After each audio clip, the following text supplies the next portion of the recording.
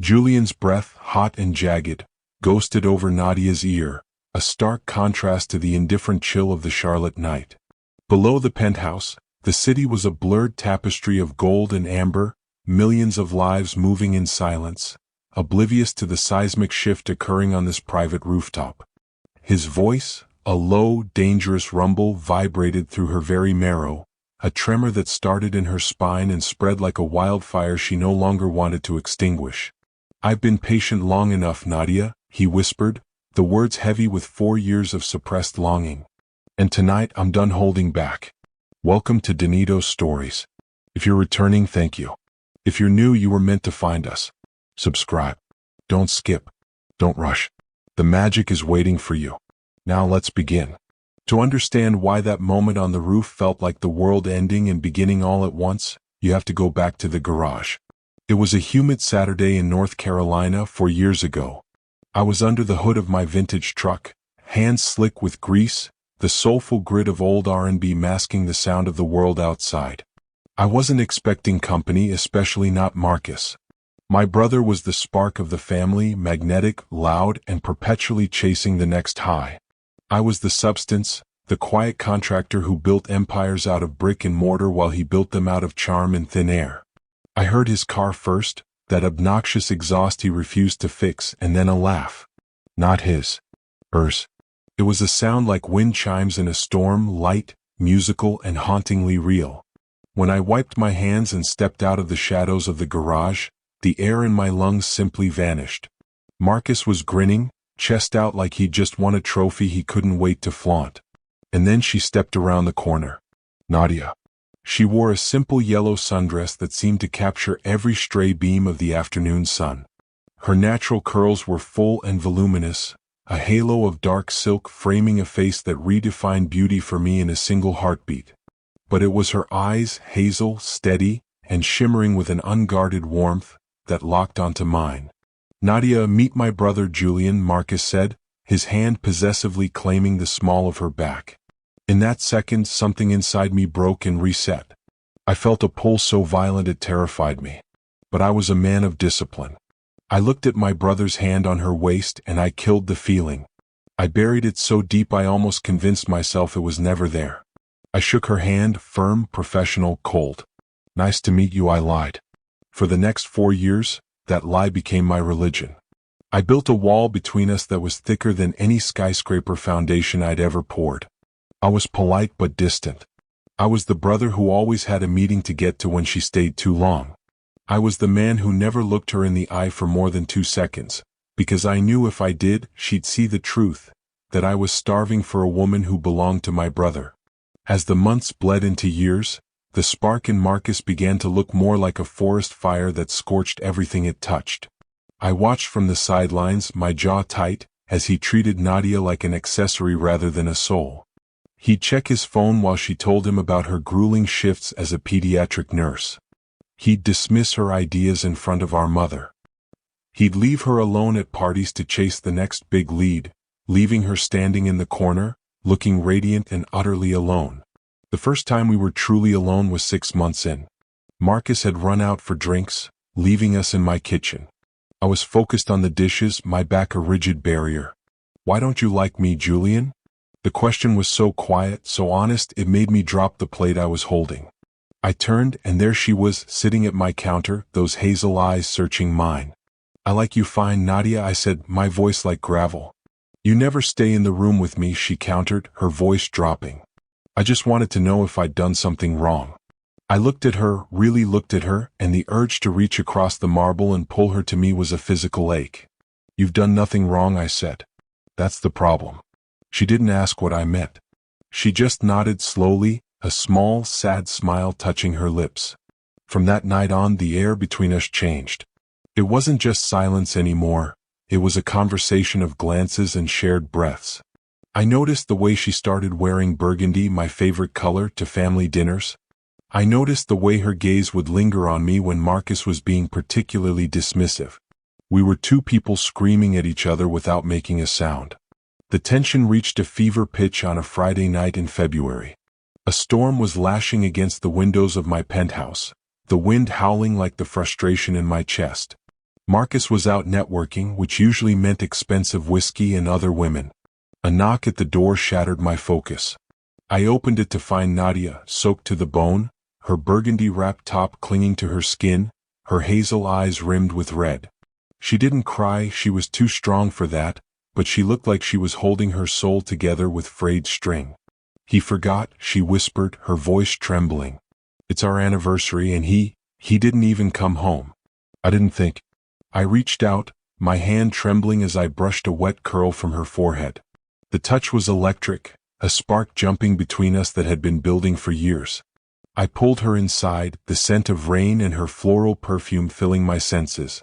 "He doesn't see you, Nadia," I growled, the words finally tearing free. "He has the sun in his living room and he's out looking for a flashlight. If you're feeling this story, hype it so others can find it. Comment where you're watching from now. Back to the story." She looked up at me, her breath hitching. "And do you see me, Julian?" I backed her against the wall, my hands framing her head, the wood of the door cool against her back. The slow-burn tension of 4 years snapped like a dry branch. I didn't answer with words. I lowered my head, my lips hovering a breath away from hers. I waited, giving her the chance to run, to scream, to push me away. Instead, she reached up, her fingers tangling in the hair at the nape of my neck, pulling me down. The first kiss was a revelation. It wasn't the polite, gentle press of a brother-in-law. It was a collision. It was 4 years of I shouldn't, I can't, and I won't burning to ash in a single second. Her lips were soft, desperate, and tasted of salt and rain. I kissed her with a hunger that terrified me, my hands mapping the curves of her waist, pulling her flush against me until I couldn't tell where I ended and she began. She let out a soft, broken whimper against my mouth, a sound of pure surrender that made my blood roar. For a moment, the world was perfect. No Marcus, no loyalty. Just the heat of her body and the taste of a forbidden heaven. But then reality crashed back in.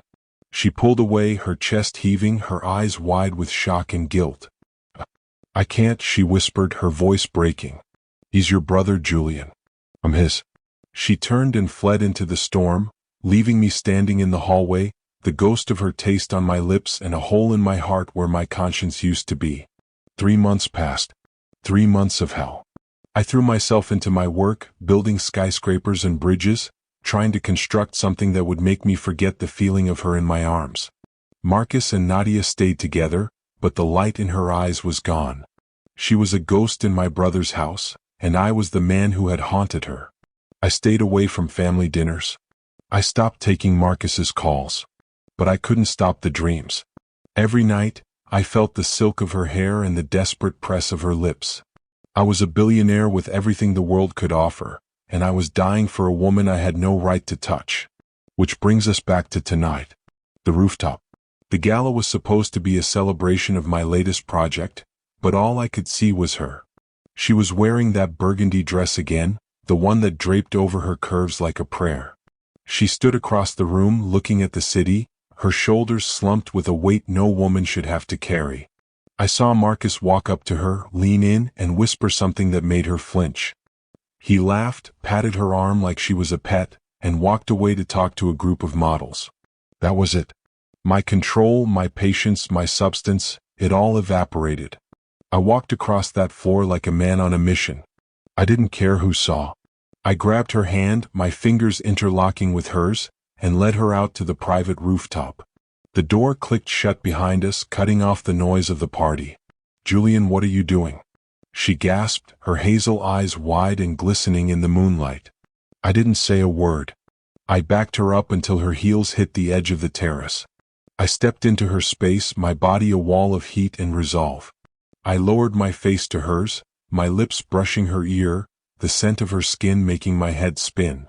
"I've been patient long enough, Nadia," I whispered, my voice thick with the truth. "I watched him neglect you. I watched him break you. And I stood by because I thought loyalty meant something. But loyalty to a man who doesn't value you is just a prison. And I'm done being your jailer." I pulled back to look at her. Her lips were parted, her breath coming in short, shallow gasps. She looked at me with a mixture of terror and a longing so deep it mirrored my own. "Julian, She breathed, her hand coming up to rest flat against my chest, right over my thundering heart. "I love you," I said, the words finally free. "I've loved you since the day you walked into my garage in that yellow dress. And I'm not letting you go back to a life where you're invisible." This time there was no hesitation. I crashed my mouth onto hers, and this kiss was a claim. It was possessive, fierce, and all-consuming. I backed her into the glass door of the penthouse, my hands roaming over her with a desperate urgency. She met my fire with her own, her arms wrapping around my neck, pulling me closer, deeper, as if she were trying to crawl inside my skin. It was messy, it was loud, and it was the most honest thing either of us had ever done. The taste of her was like home, the home I had built for her in my heart 4 years ago. The city lights blurred into a halo around us as we lost ourselves in the friction and the heat, the world outside finally, blissfully disappearing. Suddenly the glass door behind us vibrated. A shadow fell over us, blocking out the moonlight. We froze, our lips still centimeters apart, our chests heaving in unison. I turned my head slowly, my arms still wrapped protectively around Nadia's waist. Standing on the other side of the glass, his face pale and twisted with a rage I had never seen before, was Marcus. He wasn't holding a phone. He wasn't laughing. He was staring at his brother and his girlfriend, his hands curled into white-knuckled fists. He didn't say a word. He just reached for the handle of the door. Nadia's grip on my shirt tightened, her hazel eyes wide with a new kind of fear. I felt the adrenaline spike in my blood, the billionaire substance hardening into a warrior's resolve. The door clicked. "Julian," Marcus rasped, his voice a jagged edge. "Get your hands off my wife." What? My heart stopped. Nadia looked at me, a single tear finally breaking free and rolling down her cheek. "Julian," she whispered, her voice a ghost of a secret. "There's something I never told you." To be continued? What would you rate this story? Drop 0 to 10 in the comments right now. If this story moved you, hit the subscribe button for more emotional journeys every day. And if it truly touched your heart, consider leaving a super thanks. Your support helps us create more stories like this. Every contribution, big or small, means a lot. Ready for the next story? It's even more dramatic than this. Click now. Thank you for being part of this journey.